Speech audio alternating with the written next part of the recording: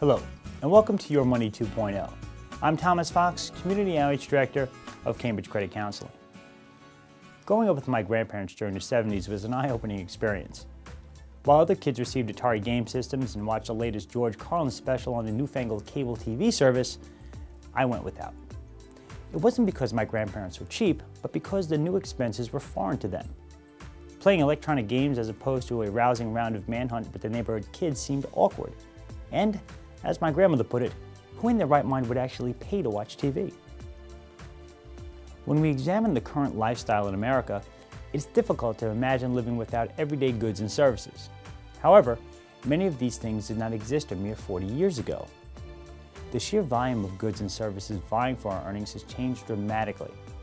What has not changed is the average American's purchasing power. In 1975, the median American income was $11,800, far lower than 2009's $48,500 median income, right? Well, not so fast.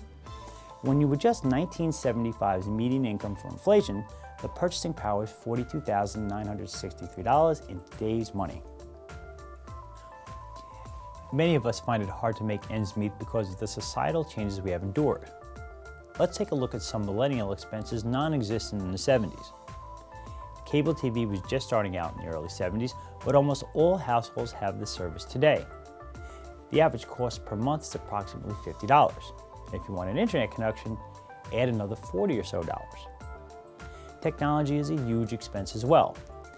Amazing technological advances have birthed powerful devices that sit in the palm of our hands.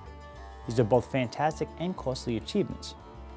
Multiple internet access, data plan packages, and replacement costs siphon billions of our earnings each year.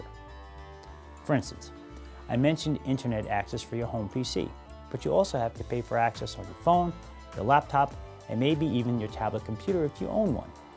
In total, you could pay well over $100 just to be connected to the internet each month. There is a host of other millennial expenses we must contend with.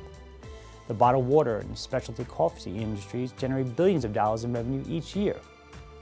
We also spend billions on entertainment expenses such as DVDs, video on demand and music services, and satellite radio. Although each of these expenses may seem small in relation to our income, they add up over time. Realizing what is important is paramount in regaining perspective of your financial life. Looking back at our youth, many of us survived just fine without cell phones, Netflix, Dasani water, and so many other items that have become commonplace. There's nothing wrong with participating in the economic system. If we held tight-fisted to our earnings, our economy would fracture. However, we may need to reevaluate how we currently manage our money. We live in extraordinary times that require extraordinary incomes. Unfortunately, our incomes cannot support the deluge of items and services available for consumption. Perhaps it's time for a return to the basics of the 70s. While there were no touchscreen phones or lattes, we did manage an historic personal savings rate of over 14%. So how can we reclaim these glory days? Try employing the previous generation's logic of, ain't broke, don't fix it. If you have a piece of technology that works fine, you don't need to upgrade each time a new version is released. Sure, the bells and whistles are fun, but why discard something that's in fine working condition? Also, re-examine your spending from a 70s perspective. People live good lives by managing life's necessities wisely. They live within their means and work diligently to create savings and build wealth. By looking to the simplicity of the past, perhaps we can better prepare ourselves for the complexity of our financial futures. Well, that's it for this edition.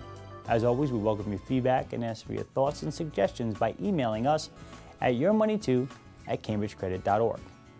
Thank you for watching. Until next time, I'm Thomas Fox for Cambridge Credit Counseling.